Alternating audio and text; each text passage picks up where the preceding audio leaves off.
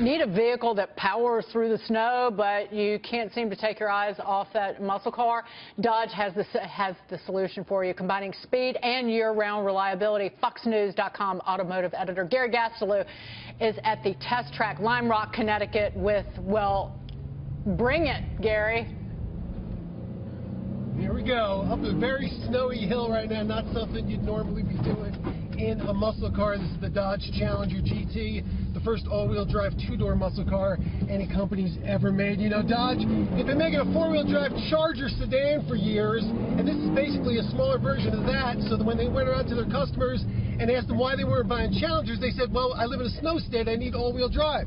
So 9 years after they started selling this thing, they've come out with an all-wheel drive version, but they developed it so it still can do this sort of donut thing. It acts like a rear-wheel drive car until it gets stuck. Then it just takes off with that kind of traction you need to get through the snow. It is a lot of fun, and it's a very unique product.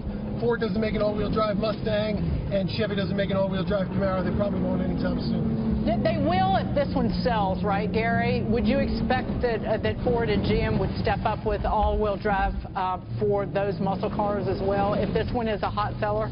I think they will. The new Camaro is based on an all-wheel drive Cadillac, so they could do it. The current Mustang really couldn't be turned into all-wheel drive. They'll have to wait for the new one. I think they do want to see how this one sells before that happens, though. One caveat with this, they call it a muscle car. Obviously, it looks like one. It has 305 horsepower, which certainly qualifies it as one, but it is only available with a V6. They tried doing a V8 Charger. Nobody really wanted it. They're going to see how this thing goes, but they could come out with a V8 version of this as well. What's wrong with people that they wouldn't want a V8 Charger? Why the heck didn't that sell? You got me, Dig, and I really can't figure people out sometimes. But, I mean, let's be honest. In the snow, 305 horsepower is about all you can put down anyway. So, and I'm having quite a ball right now. You know, we'll see how this thing goes. I wouldn't be surprised. You know, this is the car that also comes in the 707 horsepower Hellcat version, and Dodge has been doing a lot of crazy performance things lately. So maybe next year there'll be a V8, but in the meantime, I think this thing is just fine. Gary, it was good to see you, my friend. Enjoy that up in Lime Rock, Connecticut. I know that track well. Gary Gastelu for us behind the new all-wheel. What do you think?